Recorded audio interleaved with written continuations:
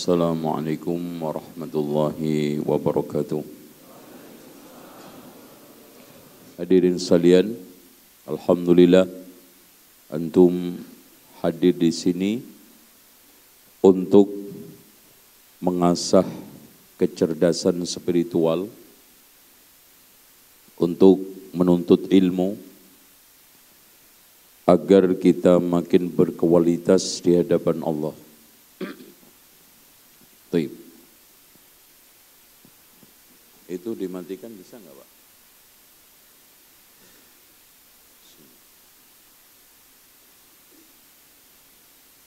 Baik.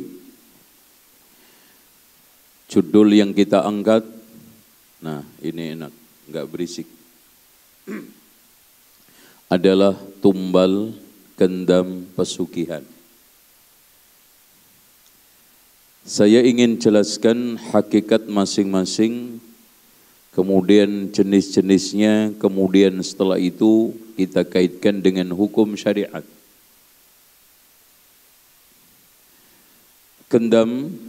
Tumbal itu barang yang digunakan untuk mencari pesugihan. Ya, itu gendam. Tumbal. Keliru terus ini. Ada yang ganggu kayaknya. Ini apa ini, Pak? Tes. Sama itu. Baik.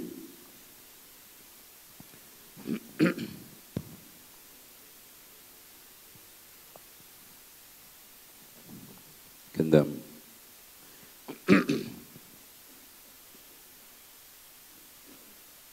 Nah,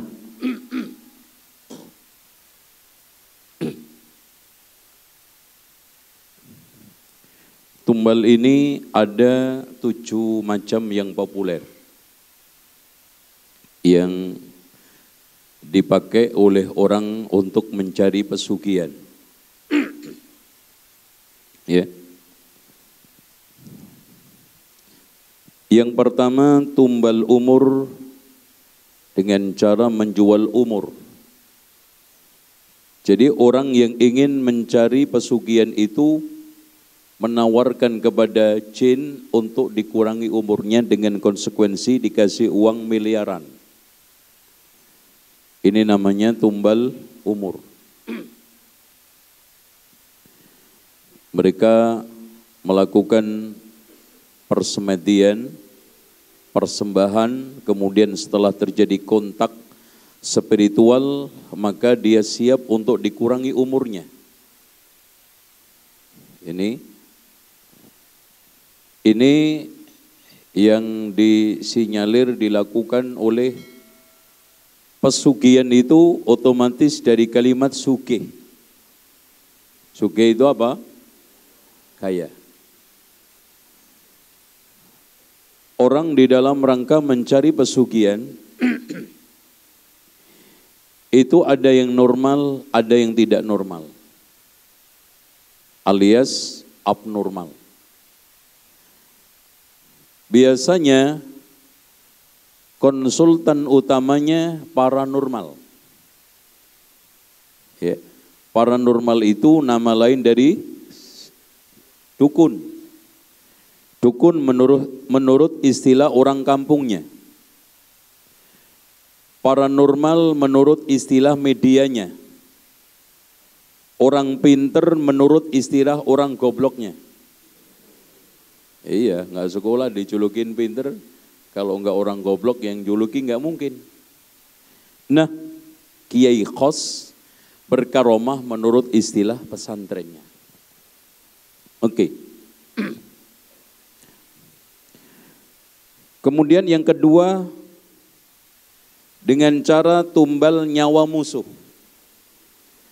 Ini yang sekarang populer. Jadi jin yang diajak untuk kontak mencari pesugihan itu mensyaratkan nyawa, yang nyawa itu tidak lain adalah nyawa musuhnya. Maka di sini orang yang telah nekat melakukan itu efektif. sekaligus bisa melenyapkan musuhnya dan sekaligus didajikan tumbal. Ini tumbal nomor 2 yang paling populer. Jadi kadang-kadang ditabrak, ya, entah motor, sepeda motor atau ditembak, dilenyapkan. Ini yang kedua. Adapun yang ketiga, tumbal janin. Jadi janin yang ada di dalam perut ini dikorbankan untuk mencari pesugihan. Kadang-kadang janin itu sudah lahir, kemudian kepalanya dipotong, dilemparkan ke dalam sungai atau tempat angker atau kawah yang ada di mana? Di mana? Di mana, Mas? Gunung Kawi. Lempar ke sana. Antum pernah ke sana enggak? Saya sudah pernah. Tapi bukan untuk macam-macam.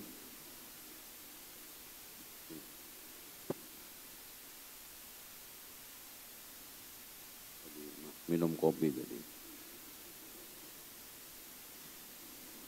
Kayaknya kopinya nggak cocok, Mbak. Baik.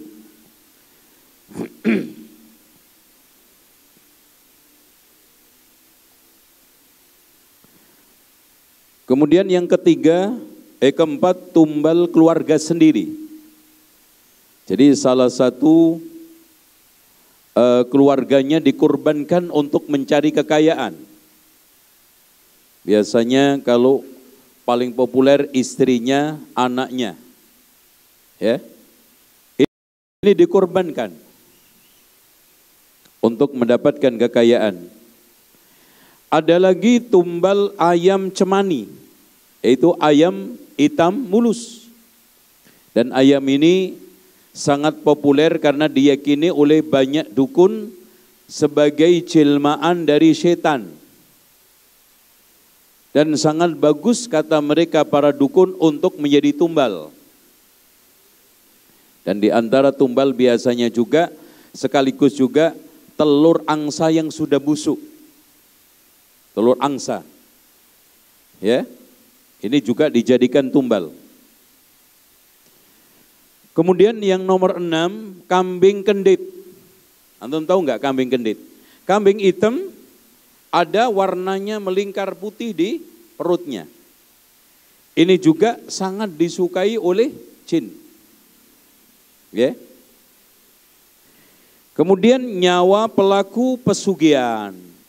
Ini biasanya dilakukan ritual di daerah Parangtritis. Di Parangtritis diyakini ada 2 nyai yang sama-sama bisa dimintai pesugihan. Yang satunya Nyi Blorong, yang keduanya Nyi Roro Kidul. Kalau Nyi Blorong ini bisa memberikan miliaran rupiah dengan syarat persembahan adalah nyawa. Ya. Dan nyawa yang diserahkan itu bisa dirinya sendiri dan kebanyakan dirinya sendiri, dan transaksi itu ketika hubungan seks dengan Nyi Roro Blorong. Katanya ya. Saya juga belum pernah praktek. Jadi, nah, Nyi Blorong ini memiliki satu ajian jimat yang namanya ular naga. Kalau orang berhasil hubungan dengan Blorong ini, maka sisik ular itu rontok menjadi emas. Oh coba, orang Indonesia itu kalau nyari emas gampang. Makanya mereka nggak pikir emas Freeport, nggak mikir tambang, karena hubungan sekali dengan Nyi Blorong sudah langsung kaya raya, sisiknya ular tersebut rontok di tempat tidurnya. Dan ini katanya umurnya sampai 7 tahun. Kalau ingin kaya lagi, mengadakan transaksi lagi. Ya, mengadakan transaksi persembahan nyawa lagi, nanti kaya lagi. Nah, di sekalian, tempat-tempat yang diyakini sebagai tempat pesugihan, ya, di Jawa ini yang paling terkenal adalah di daerah Tulungagung. Di sana ada tumbal pesugihan, mempersembahkan tumbal kepada monyet kera alias ketek. Nanti kalau sudah terjadi berbagai macam kontak, maka mempersembahkan tumbal permintaan dari yang jaga tersebut. Ada lagi hadirin sekalian tempat untuk mencari pesugihan, yaitu di daerah Gunung Kemukus. Ya. Di daerah Kemukus itu ada kuburan yang amat dikeramatkan. Di daerah mana? Loh, antum nggak ngerti? Atau jangan-jangan pura-pura nggak ngerti? Di daerah Sragen. Ya. Di sana ada kuburan Kiai Samudro, di mana Kiai Samudro itu diyakini punggawa kerajaan Mojopahit yang lari bersama kekasihnya yang tidak lain adalah ibu tirinya. Ya. Di sanalah dia akhirnya tinggal untuk bersembunyi dari kejaran orang tuanya karena membawa lari ibu tirinya. Nah, setiap hari ibu tirinya yang tidak lain adalah Ontrawulan mandi di telaga tersebut. Makanya siapa saja yang datang ke sana mandi di telaga diyakini awet muda. Umur 50 nampak 20. Umur 52 nampak 25. Jadi awet muda. Itu pasti yang lihat belen. Nggak beres. Ya. Ini pesugihan. Dan yang lebih aneh lagi hadirin sekalian, dan ini juga terjadi di Karanganyar. Di sana ada kuburan namanya kuburan Bala. Ada yang tahu? Coba angkat tangan. Balaan, ya. Hah? Oh, Soekarjo, ya. Itu adalah sama juga disinyalir itu ada kaitannya dengan Kia ini Mojopahit. Ya. Nah, datang ke sana akhirnya dikubur di sana. Ada yang mengatakan itu tempat petilasan. Tidak ada sebetulnya jenazah. Yang aneh hadirin sekalian, yang sangat nyeleneh, di luar naluri semua manusia, siapa yang ingin cepat hajatnya dikabulkan, termasuk minta pesugihan, harus mengadakan ritual hubungan seksual di tempat kuburan tersebut. Dan saya pernah membuktikan sendiri. Maksudnya melihat itu loh mas. Itu loh ya. Antum nyangka ana suudon mas. Ya nggak mungkin lah Ustadz macam-macam. Maksudnya saya itu ke sana dalam rangka untuk mengadakan penelitian. Ketika itu meneliti kesyirikan di Indonesia. Sambil kita liput, betul hadirin sekalian. Kita datang ke sana kurang lebih jam asar lah. Nggak ada orang. Ternyata makin sore, makin malam, makin maghrib, Masya Allah, penuh kuburan tersebut. Apalagi Jumat Kliwon sampai kadang-kadang menyentuh 250.000 katanya penziarah. Ini hadirin sekalian rata-rata minta pesugihan juga. Ya. Ada lagi yang datang di pekuburan angker yang diyakini sebagai kuburan keramat. Entah itu kuburan wali dan yang lainnya, meyakini bahwa kuburan itu barokah sampai tanahnya diambil pulang, dicampur kopi brik, diseduh dan diminum. Dan anehnya hadirin sekalian tidak pandang peduli, betul, bukan orang-orang yang tidak terpelajar ya ikhwan. Mereka ada yang S1, S2 datang, bahkan salah seorang direktur satu PT itu datang ke sana ambil tanah kuburan. Diseduh ya, diminum. Ya. Ada lagi hadirin sekalian pesugihan yang di daerah Pangandaran. Di sana mereka bertapa di dalam rangka untuk cari wangsit sampai nanti dia itu mendapatkan wangsit tertentu, akhirnya nanti pulang kaya raya. Ya. Ada yang bertapa sampai 2 minggu, ada yang 1 minggu. Ya. Di sana mereka melakukan itu. Bahkan di antara mereka ada yang melakukan tapa rendam di sungai Kali Ciliwung. Di tempat-tempat tertentu ditunjuk oleh salah seorang dukun, di sanalah yang bisa memberikan nasib mujur. Siapa yang ingin usahanya lancar, siapa yang sekarang ingin naik pangkat, bahkan termasuk ingin jadi pejabat, termasuk ingin jadi pemimpin daerah, berendam di sungai Kali Ciliwung.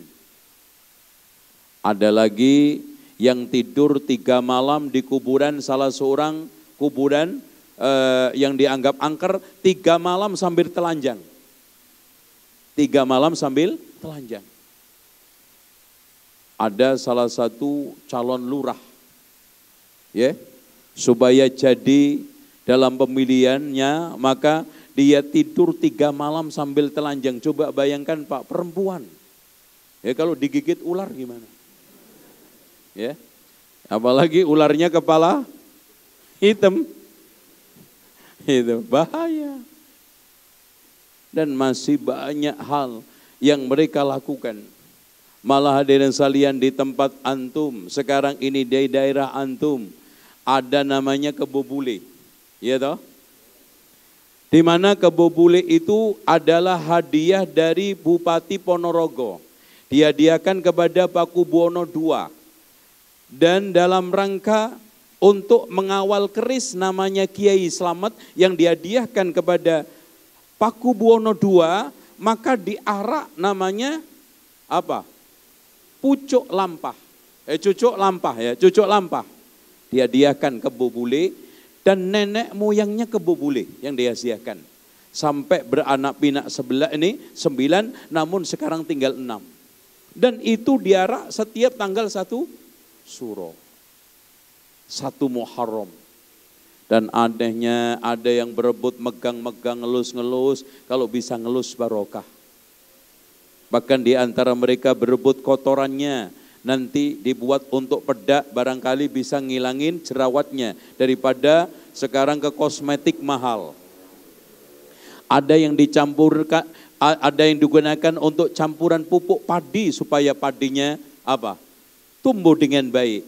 Ada yang dicampur 1 sendok, setengah sendok di air bakso supaya sedap. Nah, macam-macam. Orang pengen sugih kok. Ya. Nasallallahu alaihi. Oleh karena itu hadirin sekalian, banyak sekali kondisi, bahkan di sana ada ritual nikah dengan jin muslim. Ya. Saya bacakan iklan yang terpampang di mana-mana. Ritual khusus untuk mendapatkan pendamping suami atau istri dari bangsa jin, baik laki-laki maupun perempuan. Kok malah jatuh ini?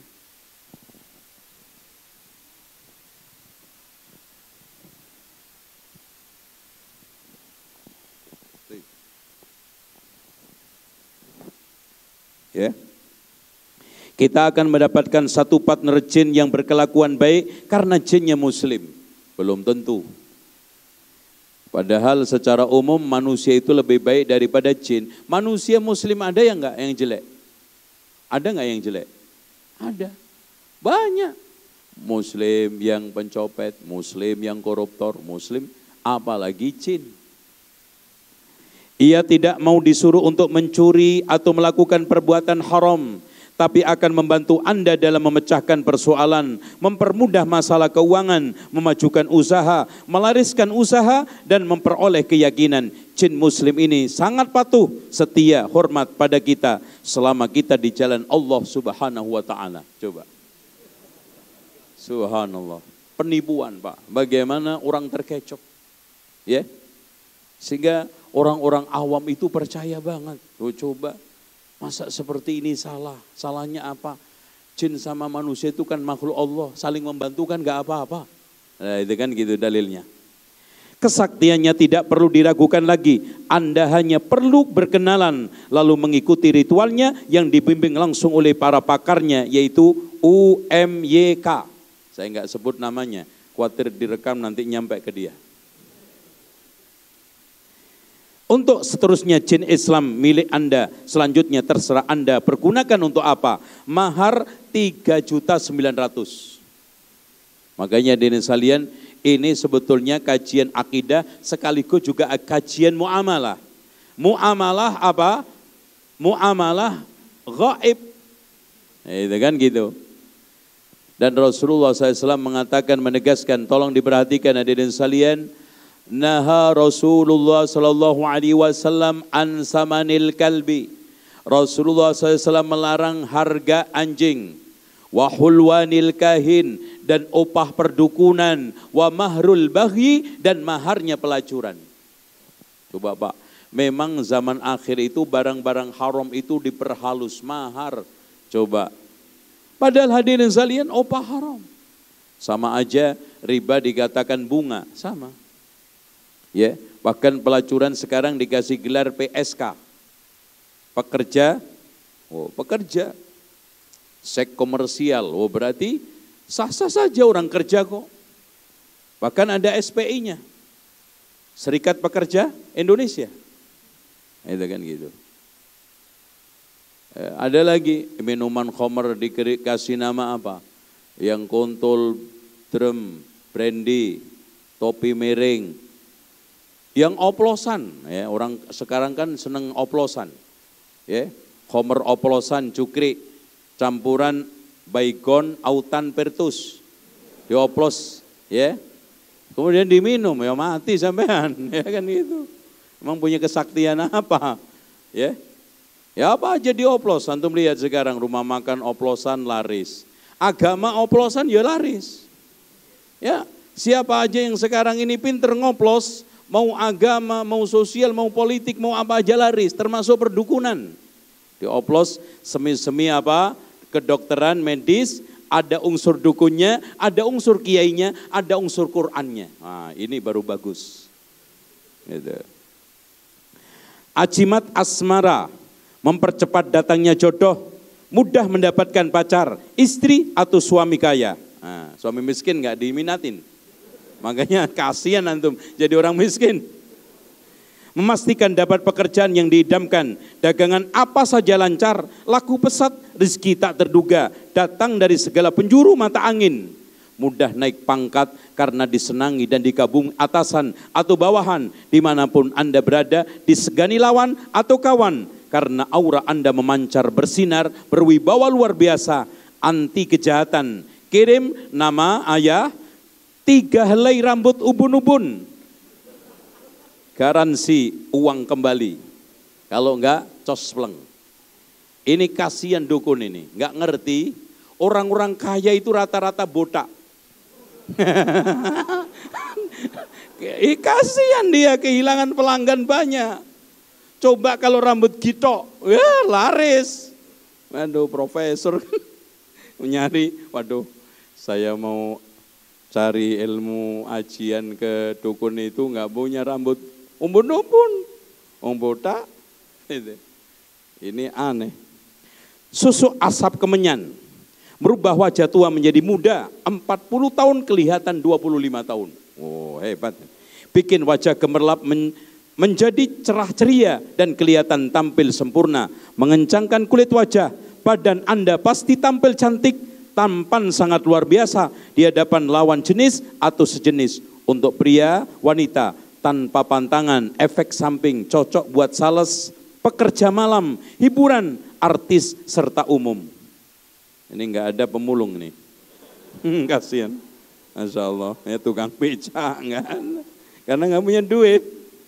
Ini bisa jarak jauh, khasiat sama dengan susu emas berlian, mahar 500, bersama paket ruatan 850. Ini hadirin sekalian. Ini dijual terbuka. Di mana-mana dibuka. Dan ini dianggap ini lumrah. Makanya saya sering katakan bahwa dukun itu adalah sumber kejahatan. Coba maling supaya lancar, cari ilmu sirap ke siapa? Dukun. Tengkar supaya menang, cari ilmu kebal kemana? Ke dukun. Supaya kaya, cari pesugihan ke dukun. Makanya dari sekalian ada orang yang cari barang hilang ke dukun, ya ketemu di dukun. Wah, kadang-kadang yang pakai ngelihat kuku kan, ya anak kecil yang biasanya suruh ngelihat, ya setelah dibacakan mantra, prosesi perdukuan dijalankan, anak kecil yang sebelum balik, biasanya tamyiz umur 5, 4, 4, 5, disuruh lihat dek ya, nanti di kuku itu kadang telapak, kira-kira kebayang wajahnya siapa. Kosongkan pikiran, kan gitu biasanya. Karena supaya bisa masuk. Jinnya yang dikirim. Kosongkan pikiran, lihat terus ya. Sudah kelihatan dek? Belum bah. Ya, sebentar lagi itu akan kelihatan. Nanti kalau sudah kelihatan wajahnya mirip-mirip siapa, langsung bilang sama mbah. Udah dek, udah mbah. Kira-kira siapa? Mirip mbah. Iya, mirip sama mbah. Aduh, ngambil jimat dari dia. Makanya dari salian, maling supaya lancar kasih ilmu sirap dukun, rumah supaya enggak dicolong maling, yang ngasih tumbal siapa? Dukun, podo muter. Ya, inilah kejahatan dukun. Kadam pendamping. Setelah pengisian Anda akan mendapatkan pendamping gaib yang selalu setia menemani. Sehingga Anda aman dari gangguan gaib, kesurupan, gendam, santet, hipnotis. Bisa dirasakan kehadirannya. Anda juga punya kekuatan supranatural untuk membantu sesama. Mahar 550. Dan ini bisa antum jadi agen. Tolong angkat tangan. Barangkali antum mau jadi agen. Pengobatan penyakit medis dan non medis, insya Allah dengan izin Allah, Abah akan membantu untuk mengobati penyakit yang Anda derita, baik medis non medis, yang baru atau yang lama, dengan medis terapi berendam di dalam air yang telah dihangatkan di dalam gentong dengan air karomah, dan ramuan tradisional. Bahkan hadirin sekalian, ketika saya mengadakan penelitian Wali Songo, ya, saya menulis buku judulnya Fakta Baru Wali Songo. Itu hampir di setiap kuburan tersebut menjual air karomah. Satu botol itu, yang botol ukuran mineral 600 mili ya, mili, itu rata-rata dijual 20.000. Dan setiap di tempat itu saya ditawari. Dan saya bilang kepada penjualnya, Mas, kalau Mas yang minum yakin gak sembuh? Dia ini melengos. Dia sendiri gak yakin. Gak yakin. Allah nak jamin kalau dia kena penyakit kanker pun ke rumah sakit. Batuk-batuk juga beli konidin. Gitu. Gak berani minum itu. Coba bayangkan, maaf hadirin sekalian. Tadi saya bagi-bagi minyak. Ya, mana minyak saya tadi? Hilang. Di tangan dukun Pak, ini bisa harganya 5 juta. 5 juta. Katanya ini kalau dioles, sekali oles wajah keluar aura. Kalau nanti ngelamar langsung diterima. Naik pangkat, baunya semerbak wangi, menarik siapa saja yang di kanan kirinya. Harga 5 juta. Ya, 5 juta. Apalagi sekarang ini minyak misik, ya. Misik kijang itu yang hitam. Oh, itu lebih mahal lagi, bisa 50 juta. Padahal hadirin sekalian, dukunnya sendiri gak yakin kalau pakai itu sembuh. Kalau pakai naik pangkat, buktinya anaknya ngelamar bolak-balik gak diterima. 2 tahun cari kerjaan. Kenapa gak diolesin? Langsung Masya Allah, anak 7 diolesin langsung tahunnya ngelamar jadi direktur, yang satunya manajer gitu. Dan kalau seandainya ada jimat mendatangkan rizki, kenapa nggak dipakai sendiri? Ya, ini lihat minyak Jabarutiyah. Sarana instan tertinggi saat ini sebagai wasilah penghasilan mutlak yang membawa kita mudah dicintai, mempunyai daya tarik, mudah dilirik, ucapan dipercaya, mudah menggait pasangan, mudah dalam bertransaksi, sarana awet muda, sarana daya pikat, dan sarana asien, multifungsi, mahar 2 juta. Nah itu kan, coba bayangkan hadirin sekalian, saya pernah menemukan Satu dukun itu membuka praktek polinya itu sampai 114 poli. Di rumah sakit RSUD Marwardi aja nggak ada itu sebagian polinya, termasuk politikus. Nggak ada. Itu di sana ada anehnya dukunnya ketika sakit pergi ke rumah sakit. Dan kalau pesan ke dokter, Pak dokter tolong jaga rahasia. Sesama sopir bis kota jangan saling mendahului. Nah gitu. Sama-sama menjaga Pak dokter ya. Pak dokter juga cari uang, saya juga cari uang. Tolong jangan cerita ke siapapun kalau saya sakit ke tempat dokter. Ya itu. Coba bayangkan Pak, ketika zaman dulu Ponari, masih ingat? Air Ponari ketika itu kalah Pocari Sweet dengan Ponari Sweet. Kan gitu, Masya Allah. Itu sampai yang datang dari Kalimantan, datang dari Sumatera untuk cari apa? Ponari Sweet. Sampai akhirnya Ponari kan pingsan, kecapean. Anehnya ketika kecapean pun dibawa kemana? Rumah sakit. Lu kok nggak mikir gitu loh. Kenapa Ponari ketika pingsan sakit nggak perlu dibawa ke rumah sakit, digosok-gosok pakai batunya aja. Wong batunya itu manjur. Kalau sekarang yang sakti itu batunya, biar Ponari istirahat di rumah, batunya dimasukkan ke dalam galon, kemudian kasih peralon. Oh ya, suruh ambil sendiri-sendiri. Loh kalau memang yang sakti itu Ponarinya, dijilatin aja enak Ponari. Kan gitu. Nggak masuk akal Pak memang. Makanya rata-rata orang yang datang ke dukun itu rata-rata nggak bawa utek. Uteknya dititipin sama tetangga. Pak nitip utek, lo mau kemana Mas? Ini ke dukun biar lancar. Itu ya Allah. Karena kalau ke dukun bawa otak protes, antum nggak lancar. Sekarang protes, Mbah kenapa ini? Diam kamu, bikin nggak keluar wangsit aja. Nah, kan gitu. Nah minyak pelet Sri Kandi, nah ini paling mujarab. Minyak pelet khusus untuk gay. Lesbi, gigolo maupun wanita malam alias purel. Nah, itu Pak. Konyol enggak dukun seperti ini? Hancur enggak dunia ini Pak? Mereka dimotivasi. Nauzubillah. Agar pasangan mudah diajak untuk kencan dan mudah kasih duit, pasangan akan royal dan menjadi penurut. Bisa membuat pemiliknya tambah menarik, beraura, berdaya pikat tinggi, bisa juga ditujukan pada orang normal sekalipun. Pelet ini andalan para kupu-kupu malam dan kucing genit. Ampuh untuk menguras harta yang dituju sampai habis, bisa untuk menaklukkan bos yang pelit, supaya royal, sering kasih bonus, andalan para TKI dan TKW. Makanya pernah Pak, saya pernah membimbing haji dari Riyadh. Itu ketika di base, itu ada salah satu jamaah yang awalnya itu tanya, anak kira itu bagus bertanya. Menjelang sampai Mekah, pertanyaannya sudah mulai ngaco. Wah ini orang gak beres ini berarti. Sampai di Mekah mau lempar jumroh jatuh. Plek begitu, langsung matanya merah.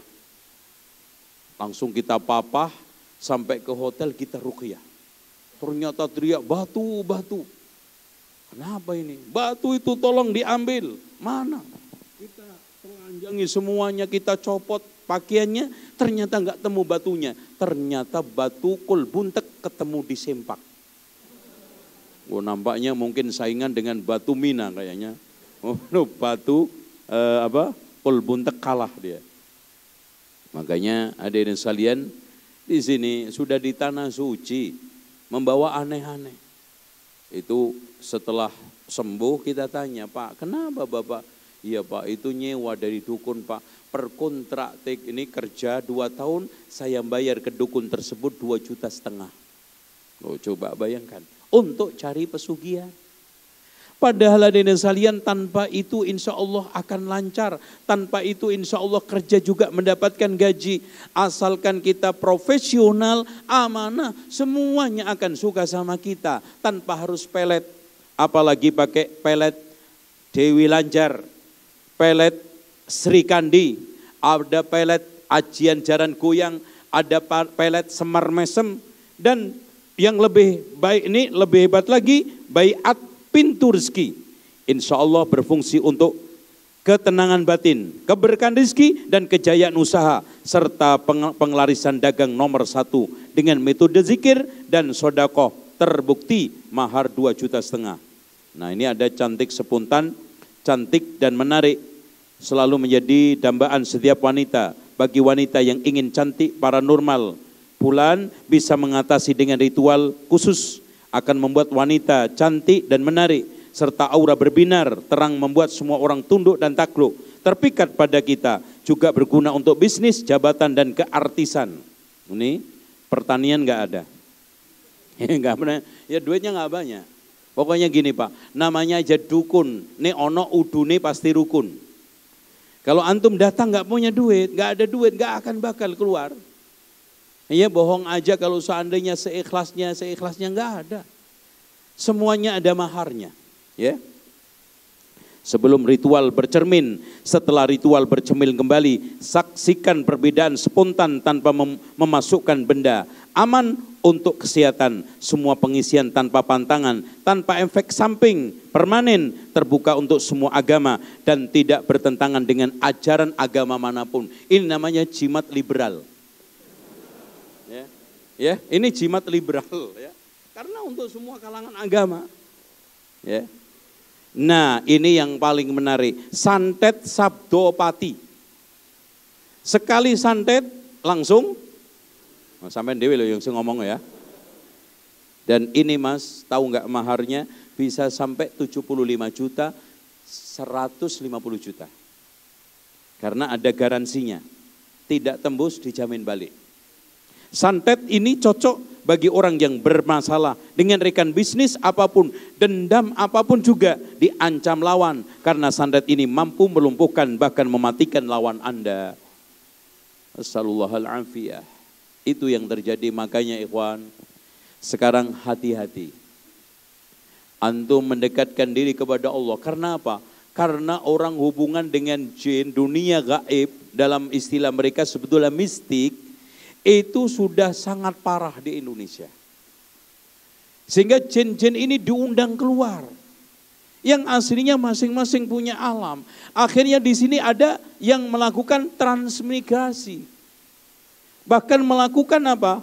Hubungan kontak tanpa kita undang. Itu yang jadi masalah. Nah sekarang hadirin sekalian, sekarang kesaksian beberapa pasien pelaris hubur rezeki. Awalnya saya ragu untuk kenalan dengan pelaris hubur rezeki. Di samping saya sudah trauma karena sudah kemana-mana tapi belum ada hasilnya. Usaha rumahan saya sudah mau gulung tikar, bahkan karyawan sudah semua saya PHK. Namun karena ajakan dan desakan teman saya yang sudah membuktikan secara nyata pelaris hubur rezeki, kemudian saya diantar teman saya untuk silaturahmi ke tempat Ustadz MIM. Setelah semua saya ceritakan kepada Ustadz, terus saya dikasih tahu supaya memakai pelaris hubur rezeki. Tak berjalan begitu lama, usaha saya menunjukkan kemajuan yang sangat pesat. Bahkan karyawan saya yang dulu saya PHK, sekarang sudah mulai kerja lagi. Tak sampai setahun, saya mulai melebarkan sayap usaha, membuka restoran di berbagai kota di seluruh Indonesia.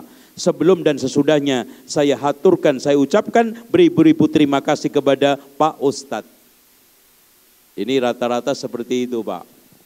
Makanya jangan antum kaget kalau ada centong harganya sampai 40 juta. Centong untuk nyentong nasi.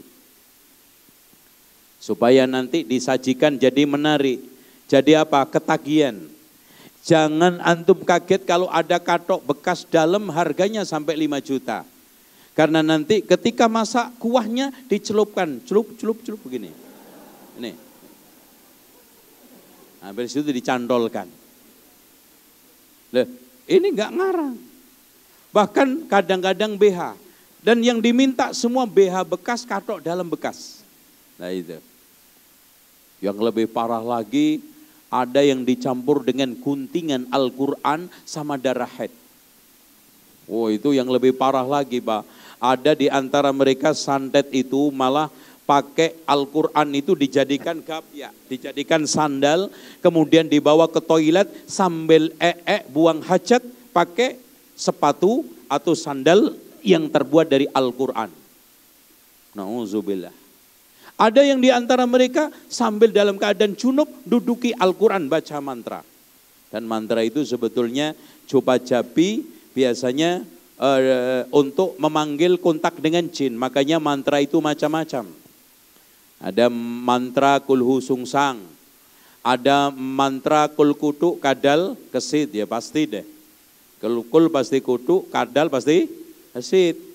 Nah ada mantra yang halal dan kalau antum praktekkan insya Allah cospleng. Yaitu mantra untuk ngusir burung. Kontol biru balangan watu maburro. Nah itu kalau antum baca dan antum praktekkan. Pasti mabur, antum balang. Itu ada aja. Bahkan yang lebih aneh lagi Pak, ada yang ini ilmu putih katanya. Ilmu itu ada dua macam, ilmu putih sama ilmu hitam. Ilmu putih itu yang ada ngajarkan biasanya dukunnya kafir dan perdepokan dan tidak mengenal agama, dan yang dipakai bantuan adalah jin ifrit dan berbagai macam jin-jin yang kafir. Ada yang katanya ilmu putih, kadamnya malaikat yang ngajarkan kiai, dan yang dipakai adalah ayat-ayat Al-Quran supaya rumahnya aman, tidak diterobos maling rampok. Rumah dikelilingin 7 kali membaca ayat kursi sambil nggak napas. Oh, mati sampean. Ngono aja itu loh Pak. Ya. Ada di antara mereka yang supaya padinya tidak diganggu hama, dikelilingi sama 7 kali, nggak napas baca ayat kursi. Loh 1 hektar kan mutar sampean. Supaya lahiran lancar, baca idza zulzilatil ardu zilzalaha 4 kali nggak napas. Hamil ngeden repot tuh Mas. Suruh baca lagi. Ada supaya naik bus nggak bayar, baca waja'alna min baini aidim saddan wa min khalfim saddan faghshaynahum famna yubsirun 41 kali nggak napas, dan insya Allah nggak bayar karena pingsan. Kata kondektur, silakan Pak dibawa ke rumah sakit, nggak usah bayar. Nah itu aneh. Apalagi untuk pelet, untuk merusak biasanya mereka pakai walau anna Qur'anan suyirat bihil jibal au quti'at bihil ardu au kullima bihil mauta balillahil amru jami'a, dibaca 41 kali. Itu kalau ngerusak dijamin perempuan nanti hancur yang nolak lamaran saya. Tuh, antum mau? Itu nanti belajar ke saya. Kalau untuk memikat dan melet, untuk kebaikan diambil, baca idqala yusufu li abihi ya abati inni ra'aitu ahada asyara kaukaba wa syamsa wal qamara ra'aitum li sajidin. Ketika baca li sajidin dibaca diulangi 71 kali nggak napas sambil batin anak perempuan tidak lama datang bapaknya insya Allah mau ngebukin ente. Nah itu seperti itu Quran. Makanya Pak, saya katakan di Indonesia ini Quran sudah berubah fungsi. Hudal lil muttaqin hilang menjadi 5 tok fungsinya. 1 untuk sumpah jabatan, ya enggak? Anehnya habis disumpah Quran, Masya Allah korupsi Quran. Subhanallah ya. Padahal Pak, Eprit aja enggak berani korupsi Quran. Ya. Takut kualat loh Eprit loh. Padahal ini manusia, berarti lebih parah. Kemudian yang kedua untuk musabaqah tilawatul Quran. Itu bahkan lagunya pun sekarang aneh-aneh. Bukan hanya pakai Ros, Bayati, Nahawan, tapi sudah pakai mocopat. Dari mulai Mejil, Sinom, Asmorondono, Dandang Gulo, terus apa nih? Sampai wong Solo nggak ngerti tuh Mas. Itu. Yasin wal Qur'anil Hakim. Nah, kan gitu. Itu copat, hancur.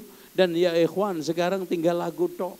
Yang ketiga untuk cari ilmu gaib kebal tadi. Yang keempat untuk kematian. Dan itu pun mengerucut Yasin Al-Fatihah. Yasin Al-Fatihah. Bola bal ila hadratin Nabil Mustafa Muhammadin sallallahu alaihi wasallam. Al-Fatihah. Itu dong. Enggak ada yang berani. Ila hadratin Nabil Mustafa Muhammadin sallallahu alaihi wasallam wa ila Syekh Abdul Qadir Jailani Al-Baqarah. Enggak ada yang berani. Kenapa? Bubar jamaahnya, Pak. Al-Baqarah, Pak. Itu. Waduh, enggak hafal, Pak. Antum Al-Fatihah terus berkati gede, Mas. Itu uangnya itu 100.000 masuk Al-Fatihah. Itu. Sampai ada yang bikin biro jasa kematian. Ya, untuk menangani masalah-masalah kematian dan bacaan Al-Quran bersama paket-paket tahlilannya. Bahkan ada diskon-diskonnya. Kalau Yasin diskonnya 30%. Kalau Al-Baqarah diskonnya 15% karena agak sulit. Kalau Yasin udah hafal. Na'udzubillah. Seumur-umur hidup tidak pernah hatam Al-Quran di rumah, tapi di kuburan hatam. Untuk ngirim kematian. Yang selanjutnya hadirin sekalian yang keempat, yang keberapa? Kelima, untuk acara seremonial. Mau kawinan, akad bacain Quran, mau masuk rumah bacain Quran. Bahkan hadirin sekalian kadang-kadang tulisan hanya untuk membedakan antara ruang toilet sama ruang musola untuk di mal-mal tertentu, tandanya oh ada tulisan kaligrafinya, berarti ini musola, Mas. Ya. Iya, ini bukan tempat wudhu toh, Pak. Oh, bukan, Pak, musola. Itu. Ya Allah, habis. Loh, ada di sebagian tempat itu, Pak, Quran itu hanya digunakan untuk menunggu tuyul, diletakin di kotak kondangan, di bawahnya kasih lele. Itu. Nah, ada lagi, sang tamu pun kelepek-kelepek. Nah ini, sebut saja saya Rosi, seorang pekerja malam. Sudah setahun ini saya naksir berat pada seorang tamu inisial Pak Han. Selain gagah, Pak Han dikenal royal pada purel yang dibokingnya. Maka tak heran jika di antara kami sesama pekerja malam berebut. Selain cara-cara biasa, termasuk pakai dukun, maka akhirnya dengan pengasihan pelet Dewi Lanjar, saya bisa menaklukkan Pak Han. Sama juga ada di salian, kemungkaran, kemaksiatan dimotivasi siapa? Dukun. Kesaksian nyata TKW sukses.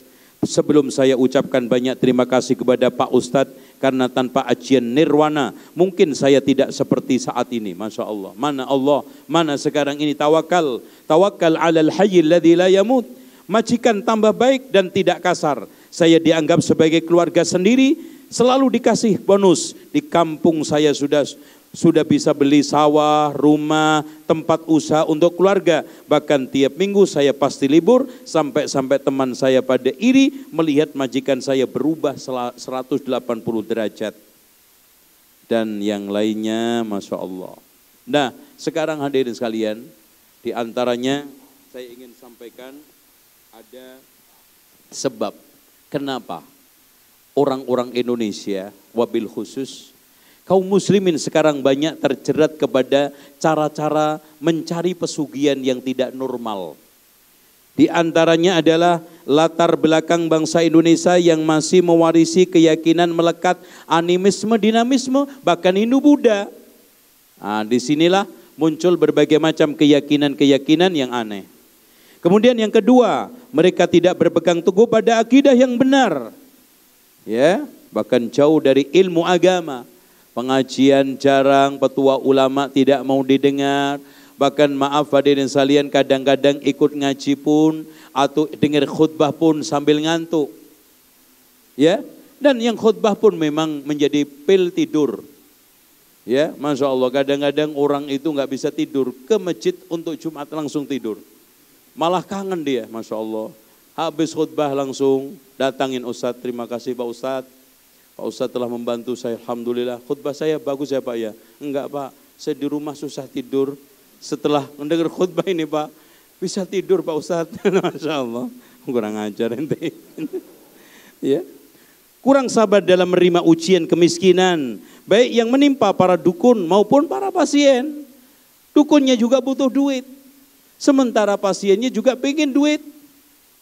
Itu anehnya. Banyak kalangan bisnismen, elit politik yang memanfaatkan jasa dukun dan paranormal untuk kelancaran usaha dan politiknya, sehingga mereka menjadi panutan orang-orang awam untuk mendatangi para dukun karena ngiler dengan kesuksesan dan keberhasilan mereka. Jalan pintas untuk meraih kesuksesan ini dianggap paling mudah dan ringan, apalagi setelah melihat banyak bukti dan beragam cerita dari orang-orang yang berhasil dalam waktu singkat dengan memanfaatkan jasa paranormal. Kebanyakan tokoh terkesan membiarkan, bahkan cenderung mendukung praktek perdukunan karena tidak ada sanksi tegas. Walaupun pemerintah baru membuat RUU, Rancangan Undang-Undang KUHP, yang bunyinya setiap orang yang menyatakan dirinya mempunyai kekuatan gaib, memberitahukan, menimbulkan harapan, menawarkan atau memberikan bantuan jasa kepada orang lain, bahwa karena perbuatannya dapat menimbulkan penyakit, kematian, penderitaan mental atau fisik, seseorang dipidana dengan pidana penjara paling lama 5 tahun atau pidana denda paling banyak kategori 4. Jika membuat tindak pidana sebagaimana dimaksud pada ayat 1 melakukan perbuatan tersebut untuk mencari keuntungan atau menjadikan sebagai mata pencaharian atau kebiasaan, pidana nanti tambah 1/3. Ini baru RUU, belum menjadi UU. Salah kaprah dalam memandang sosok dukun atau kiai, sakti atau paranormal. Mereka selalu menjadikan orang pintar, paranormal, dukun, tabib, dan sebangsanya sebagai tempat bertanya, tempat mengadu, tempat mencurahkan segala keluh kesah, sehingga seakan mereka hidup tak bertahan, tak bisa lepas dari perdukunan. Yang ke-8, mayoritas masyarakat lebih percaya terhadap wejangan dukun ketimbang ulama. Percaya kitab-kitab mujarobat, primbon macam-macam daripada Al-Quran dan Sunnah. Yang aneh hadirin sekalian, maaf, sebagian mereka diberikan petua agama, suruh tahajud nggak dijalankan, suruh sholat jamaah tidak dijalankan, supaya membaca surat Al-Baqarah tidak dijalankan, di wejang dukun sulit padahal dijalankan. Di antara mereka ada yang disuruh untuk mencari ayam cemani, sampai berminggu-minggu nyarinya, jalan. Di antara mereka cari kambing kendit, berhari-hari dijalankan. Malah ada orang yang saudaranya hilang ceritanya, supaya kembali lagi disuruh beli dukun sepeda beko. Tahu nggak sepeda gede itu, sepeda kebo. Itu disuruh jagang setiap pagi setelah subuh, diputer roda belakangnya ke belakang selama sebanyak 17 kali, nggak napas, sambil batin adiknya supaya balik. Dek mulio, ser 17 kali. Seperti itu dijalankan dengan penuh khusyuk. Malah ada orang kena di kampung saya pernah, penyakit jelas liver, sampai gede perutnya. Sama dukun disuruh cari pisang emas sama tumone kebo. Diulek jadi satu, dimakan kan, Masya Allah. Dijamin habis itu mati. Mati. Masa orang dikasih makan pisang, habis itu dikasih tumone kebo. Ya Allah, makanya dari sekalian, inti semuanya karena miskin. Miskin iman, miskin uang. Makanya Rasulullah SAW berdoa, mengajarkan doa kepada kita, Allahumma inni a'udzubika minal kufri wal faqri. Kufur itu ada 2, kufrun ni'mah wa kufrus syariah. Dengan kelemahan iman inilah hadirin sekalian, sehingga orang ketika menghadapi kemiskinan, kekurangan uang, panik. Padahal hadirin sekalian, tolong diperhatikan, rizki kata Rasulullah SAW, lau haraba ahadukum min rizkihi la adrakahu rizkuhu kama yudrikuhul maut. Kalau seandainya di antara kalian melarikan diri dari rizkinya, rizkinya akan mengejar seperti kematian mengejar kepada dia.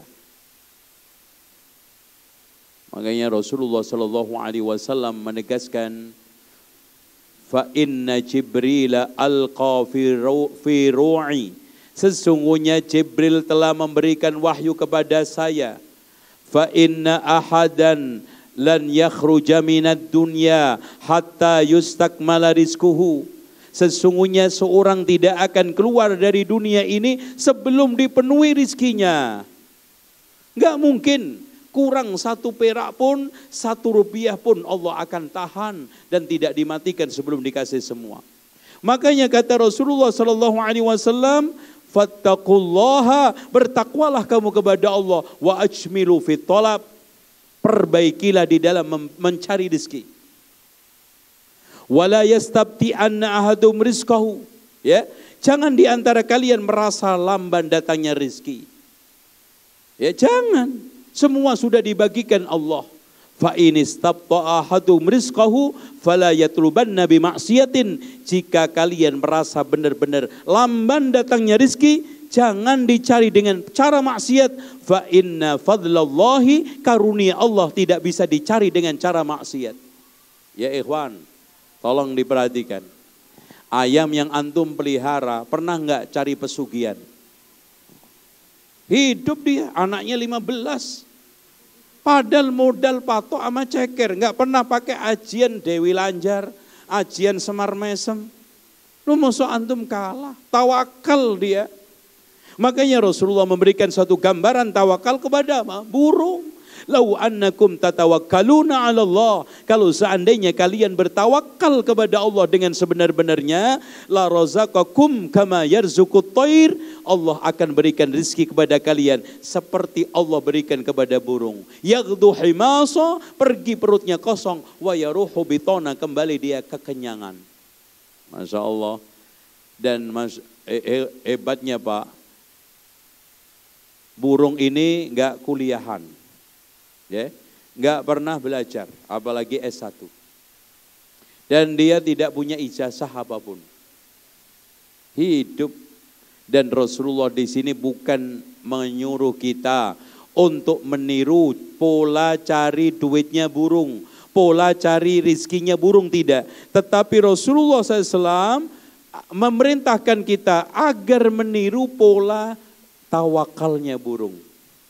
Bagaimana burung itu tawakal, tidak peduli apakah di pohon ini ada ulatnya. Yang penting keluar rumah, yang penting sekarang mengkepakkan sayap, insya Allah rizki akan ada dengan sendirinya. Alhamdulillah, pohon sekian ratus, sekian ribu masa nggak ada. Sekarang lapak untuk dagangan banyak, perusahaan-perusahaan ribuan, masa saya nggak dapat rizki? Kemudian harus cari pesugihan, harus berhubungan dengan Nyi Blorong, harus Nyi Roro Kidul, harus sekarang pengorbanan ke Gunung Kawi. Kenapa? Sementara hadirin sekalian, maaf, orang-orang yang tertawan dengan berbagai macam kebiasaan itu sampai hari ini juga tidak menjadi konglomerat, tidak menjadi pengusaha hebat. Bahkan kalau jinnya sudah tidak setia lagi, ambruk seketika. Makanya kalau antum dagangan dan kanan kirinya menggunakan itu, antum lawan dengan Allah, ini bersama Allah. Tawakkal 'alal hayyil ladzi la yamut, bertawakallah kepada zat yang hidup tidak pernah mati. Mas, antum pernah enggak punya pohon di depan rumah antum, entah itu kelapa, entah itu mangga. Masya Allah, rizkinya mangga di depan rumah antum itu lancar tanpa kedukun. Dan dia tidak pernah juga kesarehan, tidak pernah juga datang ke keramatan. Tiap tahun, Masya Allah, memberikan buahnya, memberikan hasilnya, dan antum makan. Mas, gak usah jauh-jauh dah. Lele, itu Masya Allah, kolamnya cuma 5x5, isinya 5.000. Dan Masya Allah, lele ini gak bisa kemana-mana, apalagi ke Mall Asalam, apalagi ke Malioboro. Lu antum bisa kemana saja untuk usaha, nggak ada di Solo bisa ke Jogja, nggak ada di Jogja bisa ke Jakarta, bahkan bisa keluar negeri. Kenapa antum sekarang ini bersikap pesimis dan membatasi rezeki itu kalau tidak dengan perdukunan, dengan klinik, dengan berbagai macam perantaraan yang haram tadi? Kayaknya tidak bisa kaya, ini salah. Dengan demikian, saya ingin ajarkan, ingin sampaikan kepada antum, kuatkan iman. Allahumma inni a'udzubika minal kufri wal faqri. Keimanan kita kepada Allah Tawakal kita kepada Allah. Dan tidak lain hadirin sekalian, kita yakin innallaha huwar razzaqu dzul quwwatil matin, dialah Allah yang memberikan rezeki dan maha kuat di dalam memberi rezeki. Makanya kejar yang punya rezeki, kejar dengan baik. Antum usaha, dan usaha ini ada yang halal, ada yang haram. Yang haram ini ada yang bisa dilakukan oleh manusia, dilihat oleh manusia, seperti korupsi, maling, rampok, pelacuran, jualan barang-barang haram. Ada yang pakai jalan tadi supranatural atau mistik, ya, dengan cara memelihara babi ngepet, tuyul. Nah, sekarang apakah mungkin jin itu diajak untuk nyuri dan untuk mencari kekayaan? Maka saya akan sampaikan 3 riwayat. Minimal di dalam beberapa riwayat ada 8 sahabat yang pernah ketemu kuntilanak Arab. Ya, ini kuntilanak tinggalnya di Arab. Dan yang paling masyhur dari 3 sahabat, yang pertama adalah Abu Hurairah, yang ketika dianjurkan oleh Rasulullah SAW menjaga harta zakat, ternyata ada orang yang datang ngaduk makanan, kemudian mau ditangkap Abu Hurairah, minta dilepaskan, katanya keluarganya banyak, hidupnya miskin dan melarat. Ternyata jin ada yang melarat. Ya, akhirnya dilepas. Lalu datang kepada Rasulullah, ditanya, bagaimana tamumu tadi malam? Ya Rasulullah, katanya dia keluarganya banyak, hidupnya miskin terlunta-lunta. Bohong, dia akan datang lagi. Sampai yang kedua mau ditangkap, dilepaskan. Yang ketiga akhirnya Abu Hurairah bertekad ingin menangkap dan akan dilaporkan kepada Rasulullah. Akhirnya setan tersebut mengatakan, mau enggak aku ajarkan satu kalimat yang bila kamu baca sebelum tidur, kamu dijaga oleh Allah. Ini tumbal umat Islam. Ini tumbal yang paling jempol. Enggak ada satupun jin, ibrit, semuanya yang bisa ngelawan. Ini pengakuan dari setan sendiri. Kamu tidaklah membaca sebelum tidur, melainkan akan mendapatkan penjagaan dari Allah dan tidak didekatin oleh syaitan. Kemudian yang kedua, hadirin sekalian, Abu Ayyub Al-Ansari. Siapa Abu Ayyub Al-Ansari? Seorang sahabat yang memiliki keutamaan yang tidak pernah dimiliki oleh sahabat lain, yaitu rumahnya pernah ditinggalin oleh Rasulullah beberapa waktu ketika hijrah. Sebelum Rasulullah SAW bisa membuat rumah. Dan Masya Allah ceritanya unik. Ketika saat itu rumahnya Abu Ayyub itu loteng. Ya, sementara Rasulullah SAW tinggal di bawah. Dia mengatakan, ya Rasulullah, engkau di atas saja, enggak mungkin ya Rasulullah saya tidur di atas engkau, sementara engkau di bawah saya. Enggak wahai Abu Ayyub, silakan kamu tidur sama keluargamu karena memudahkan saya untuk menerima tamu. Subhanallah, adab. Dan dialah yang menjamu Rasulullah yang akhirnya menjadi asbabun nuzul ayat summa latus'aluna yauma idzin 'anin na'im. Ceritanya Rasulullah kelaparan, keluar ketemu Abu Bakar. Abu Bakar punya makanan enggak? Oh, saya juga kelaparan ya Rasulullah. Ayo cari. Ketemu Umar, Umar punya makanan enggak? Saya juga nyari makanan. Nampaknya tiga-tiganya kelaparan dan paceklik. Ayo kita sekarang datang ke kebun kurmanya Abu Ayyub Al-Ansari. Di sana masuk, ditemukanlah istrinya. Kemudian tanya, wahai istrinya siapa namanya? Ya Ummu Ayyub, pastilah antum itu aja mikir. Minum dulu mas. Kalau suaminya Abu Ayyub, istrinya pasti Ummu Ayyub. Ya, kalau suaminya Abu Darda, istrinya pasti Ummu Darda. Kalau istrinya Ummu Sulaim berarti suaminya Abu Sulaim, tak jidak ndas semua. Ya, Tolha itu ya. Itu. Kalau Ummu Sulaim suaminya Tolha, antum enak aja. Ummu Abu aja loh itu. Ya itu ya. Masya Allah. Kemudian hadirin sekalian, tidak lama Abu Ayyub Al-Ansari datang sambil manggul air. Ahlan bi Rasulillah. Masya Allah. Selamat datang Rasulullah, selamat datang Abu Bakar, Umar. Tumben, kok sampai datang ke sini? Iya wahai Abu Ayyub, kita bertiga kelaparan. Ada enggak kurma yang sudah siap untuk dimakan? Silahkan ambil ya Rasulullah. Enggak, ambil aja sendiri. Enggak mau ya Rasulullah, khawatir kurma yang saya ambil enggak disukai oleh Rasulullah, yang saya tidak ambil engkau sukai. Akhirnya Rasulullah disuruh milih, kemudian Abu Ayyub yang naik, ambil. Kemudian setelah itu kambing, silakan ya Rasulullah, kambing mana? Terserah Abu Ayyub, silahkan sembelih. Enggak ya Rasulullah, takut nanti yang saya sembelih engkau tidak sukai. Sementara yang kau sukai, saya tidak sembelih. Adab, Masya Allah. Itu Pak, caranya nyambut tamu. Minimal kambing, antum ayam aja enggak keluar. Itu.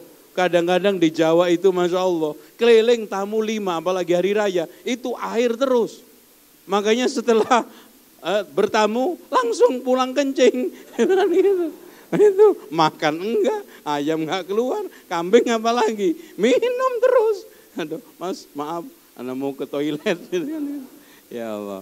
Akhirnya setelah makan kurma, makan kambing, setelah itu minum air yang segar. Wahai Abu Bakar, Umar, insya Allah kalian akan ditanya tentang nikmat Allah ini. Summa la tus'alunna yawma idzin 'anin na'im. Nah, dia mengeluh kepada Rasulullah, ya Rasulullah, kebun kurma saya, gudang saya yang ada di kebun kurma, itu hampir setiap pagi kurma saya itu berkurang hilang. Kayaknya enggak wajar ini ya Rasulullah. Coba nanti malam pantau. Dan kalau kamu ketemu salah satu jin, bilang Bismillah, ajibi Rasulillah. Betul ketemu, Bismillah. Makanya kalau antum ketemu jin, jangan merinding. Bismillah, ajibi Rasulillah. Gitu antum. Mau kemana lo? Itu tanya. Antum jangan lari, ngiprit. Jinnya seneng. Itu siapa aja yang sama-sama seperti kita kok. Ya, paling-paling jelek antum anggap aja orang yang belum mandi gitu kan gitu, atau gembel gendeng gitu kan gitu. Udah, nggak ada masalah, nggak ada bedanya. Akhirnya betul ketemu, ya. Setelah itu langsung mau ditangkap, akan dilaporkan kepada Rasulullah. Dia nangis-nangis teriak untuk dilepas dan mengajarkan lagi-lagi. Mau nggak kamu saya ajarkan satu kalimat yang bila kamu baca di rumah akan jauh dari setan dan tidak akan diganggunya. Ini nomor 2, berarti ayat kursi dianjurkan saat di rumah. Yang pertama tadi kapan? Sebelum tidur. Kalau sekarang di rumah, makanya membaca ayat kursi berkali-kali tanpa ada jumlah bilangan tertentu, silahkan. Pokoknya sekarang ketika di rumah baca ayat kursi supaya tidak didekati oleh syaitan. Yang ketiga, Ubay bin Ka'ab. Sama juga. Bahkan ketika itu dia langsung malam-malam ketemu, lalu disapa Assalamualaikum. Ternyata jawab Waalaikumsalam. Makanya kalau antum ketemu juga, antum kasih salam. Kalau enggak jawab berarti kafir. Assalamualaikum. Waalaikumsalam. Habis itu bertanya, ini jin apa manusia? Jin katanya dia. Oh, kalau antum, waduh. Merinding, jangan, tenang aja. Jin apa manusia? Jin. Setelah itu dilihat tangannya seperti anjing. Apakah bangsa kamu kebanyakan seperti ini? Iya wahai Ubay bin Ka'ab. Makanya betul kata Rasulullah SAW, al-jinnu ala salasati asnaf. Jin itu ada 3 bangsa. Sinfun yatiru fil hawa, satu bangsa yang terbang di luar angkasa. Makanya mereka sampai pada langit mencuri kabar langit.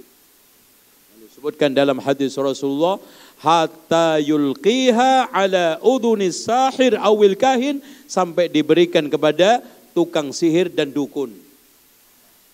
Ya. Qad adrakahu al-ashihab qabla ayyulqiha. Kadang-kadang sudah disusul oleh lemparan bintang sebelum disampaikan ke dukun. Au alqaha atau telah disampaikan ke dukun qabla adrakahu, sebelum lemparan bintang tersebut. Makanya bintang itu fungsinya diantaranya adalah untuk mengusir jin-jin yang akan robos untuk mencuri kabar langit. Fayulqiha fi uduni waliyihi, disampaikan kepada telinga wali-walinya yang tidak ada, lain adalah dukun. Fayakdibu ma'aha mi'ata kidbatin, dan berdusta 100 dusta. Jadi satu yang benar, 100 kedustaan. Itu yang terjadi. Nah, akhirnya mau ditangkap juga sama Ubay bin Ka'ab, minta dilepaskan, dan dia mengajarkan, tidaklah kamu baca satu kalimat ini pagi atau sore. Nah, di sini lagi-lagi fadilah ayat kursi. Ada lagi yang mengatakan siapa? Setan itu sendiri. Dan kenapa pagi sore? Kalau sore jin menjelang keluar, dan kalau pagi menjelang istirahat. Makanya ketika dia mau kerja, supaya tidak bertengger di dalam tubuh kita, kita baca zikir pagi, zikir sore. Kemudian ketika istirahat, kita baca zikir pagi. Makanya dianjurkan untuk membaca ayat kursi pada saat zikir pagi dan zikir sore. Makanya di sini ada 3. Yang pertama dibaca sebelum tidur. Yang keduanya dibaca di rumah, kapan saja dan di mana saja. Antum sedang di dalam kamar, sedang ada di halaman, antum baca. Dan dibaca pada waktu pagi dan sore. Dan ada fadilah secara umum, tetapi masukkan kita ke surga, yaitu dibaca setelah sholat. Kata Rasulullah SAW, man qara'a ayatal kursi fi duburi kulli sholatin, ya, siapa yang membaca ayat kursi pada setiap selesai sholat, lam yamna'hu min dukhulil jannah hattal maut, tidak terhalangi masuk surga sampai mati. Makanya di sini ada yang sekalian, kita yakini, kita baca benar penuh dengan khusyuk, insya Allah ayat kursi ini dahsyat. Termasuk untuk cari atau pengaruh-pengaruh tumbal, pesugihan, macam-macam pelet, ayat kursi. Dan ini pengakuan bukan hanya dari kaum muslimin, dari manusia, bahkan yang mengganggu sendiri, yang menjadi sumber gangguan, yang tumbal, yang pelet, yang gendam, yaitu setan memberikan suatu pengakuan itu. Sementara hadirin sekalian, kalau pengakuan dari musuh tidak bisa ditolak kebenarannya. Dengan demikian, itu yang bisa kita sampaikan. Sudah cukup? Jam berapa, Pak? Oke, jam 9. Saya mohon untuk tidak ada tanya jawab. Gimana? Ada? Kalau ada, itu syaratnya 3. 1, pertama ya, jangan sulit-sulit. Kemudian singkat padat, dan ketiga kaitannya dengan materi. Ya, insya Allah mudah-mudahan bisa kita